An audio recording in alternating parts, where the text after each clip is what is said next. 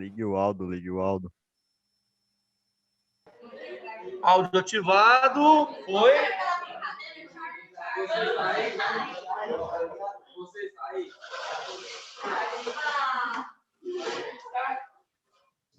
Aí, foi. Nossa, burro, cara. Não sei.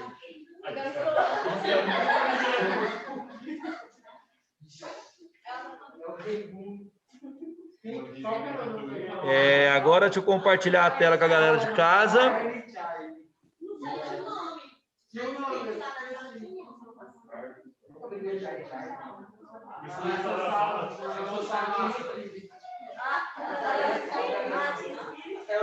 Ué.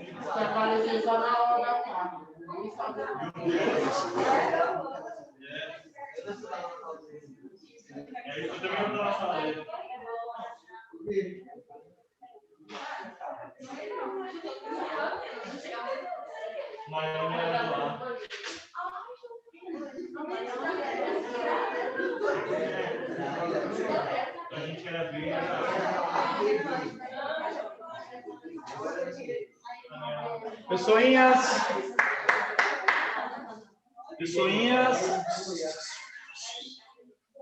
uma das grandes inovações da organização política nas cidades gregas foi o governo em assembleias. Esse tipo de governo, ele é muito comum em sociedades de tipo guerreira.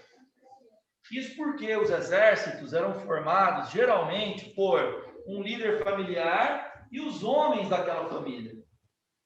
Então tá aqui o cara com os filhos dele, né, os sobrinhos e tal, ele é o líder daquela família, então ele lidera aquela família também no tempo de guerra.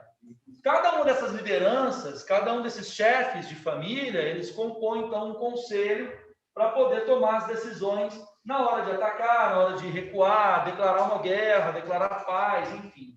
Esses conselhos, essas assembleias formadas por guerreiros, são as primeiras formas de interação política entre cidadãos nas cidades gregas. Então é por isso que a cidadania, inicialmente, ela está ligada intimamente a guerreiros que são proprietários. As terras da cidade, as terras da polis, pertenciam a esses caras. Eles são os proprietários rurais. E são também as lideranças guerreiras, né? São os guerreiros que participam na defesa da cidade.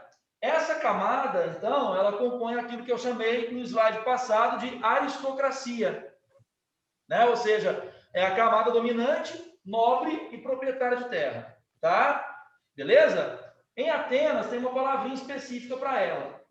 Uma coisa que eu sugiro a vocês é fazer uma leiturinha do capítulo do texto, porque alguns temas, algumas palavrinhas aparecem nos vestibulares do Enem em grego.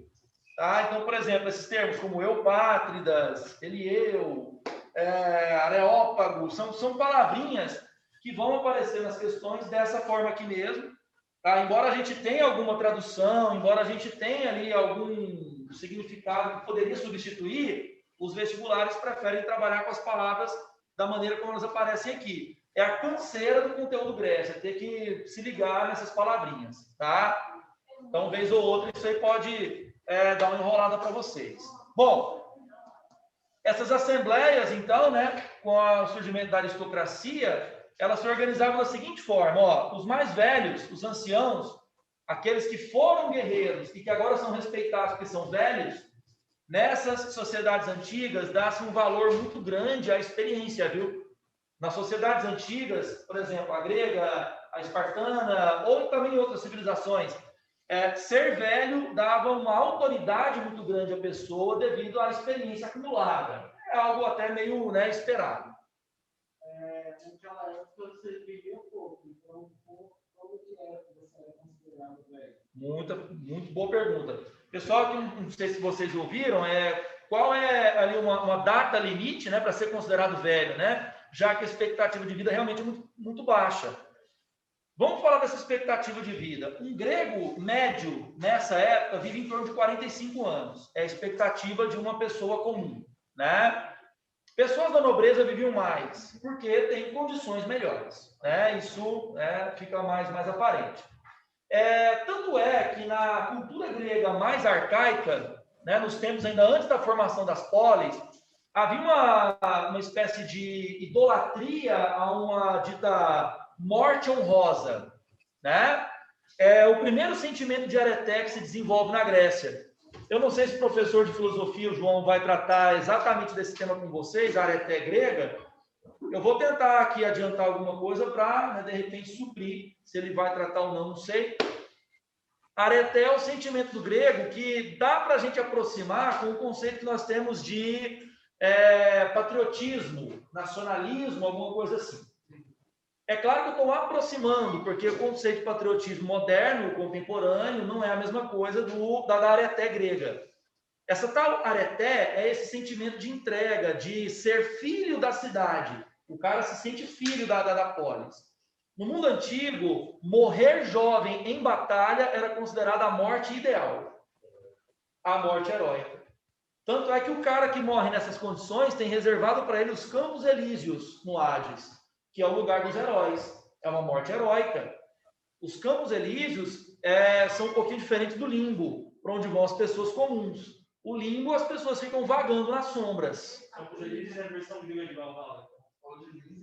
Dá para aproximar. Dá para aproximar, tá?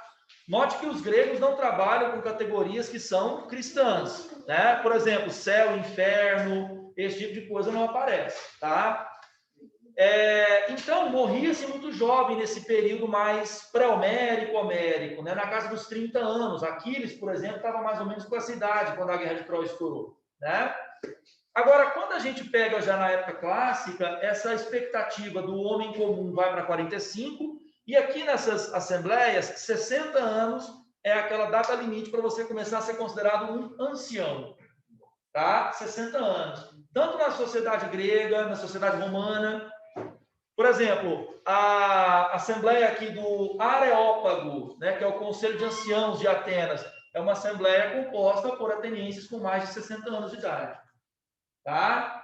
Aqui, o arcontado são os administradores, os magistrados. O que é isso, professor? Aqueles caras que têm funções públicas. Tá? É aquele cara que administra a cidade.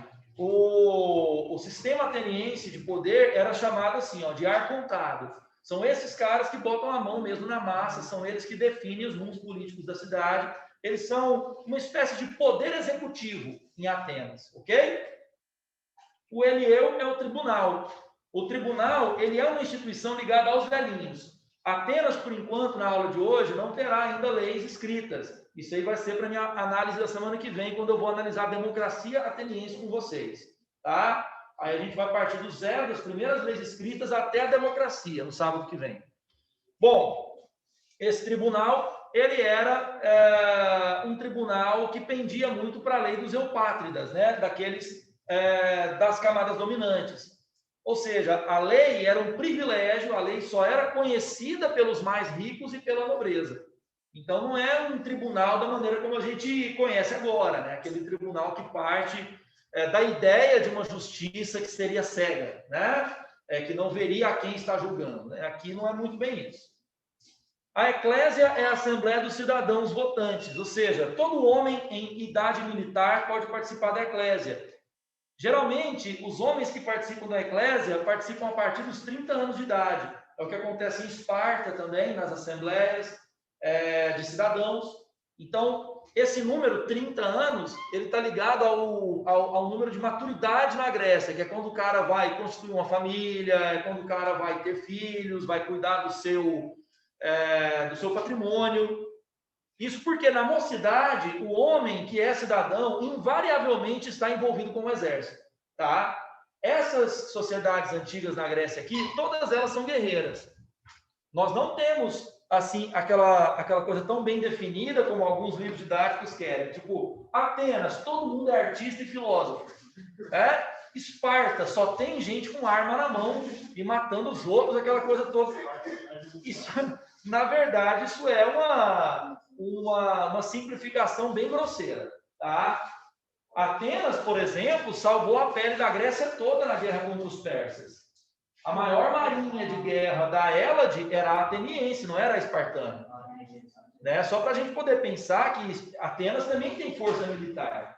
Então, dos 18, quando era obrigatório, né, até o final da casa dos 20, os homens estão envolvidos no exército, na atividade militar. Só depois eles vão pensar em dar aquela sossegada, constituir família, essa coisa toda. Né? Então, essas são as instituições políticas. Uma dica para vocês. Pegou questão velha demais, tipo Unicamp 82. Ah, tem. Tem muito gerador de questão que não cita a data da questão porque ela é velha, mas a gente bate o olho, a gente sabe que é. Sabe como? Quando faz assim, ó, o Areópago era, 2 pontos. Isso não cai em vestibular nenhum mais, em lugar algum. Ninguém vai te cobrar exatamente o que cada uma dessas coisas faz. Para que eu te explico isso? Para você ter a noção de como funcionava o poder na antiguidade. Para você ver assim, peraí, André, então poder é privilégio? É. Ah, certo. E é privilégio, então, de uma elite militarizada, né? Ligada à nobreza. É isso, né? Sim. Só eles votam? Sim. Então, aqui eu construí junto com vocês a noção de cidadania na Grécia Antiga, no princípio. Agora, para que construir essa noção de cidadania, professor? Semana que vem eu vou partir daqui para mostrar para vocês como que a democracia construída. Fechou? Mas assim, no ponto final meu aqui. Né? Ou seja, agora você já sabe de onde a democracia vai partir. Vou perguntar ao Sérgio se já está tranquilo para jogar na plataforma e vai lá no plural para vocês. Valeu, turminha? Sábado. Valeu, brigadão. Pessoal de casa, brigadão. Valeu, beijão para vocês. Até mais, professor. Valeu, mano. Sábado, né?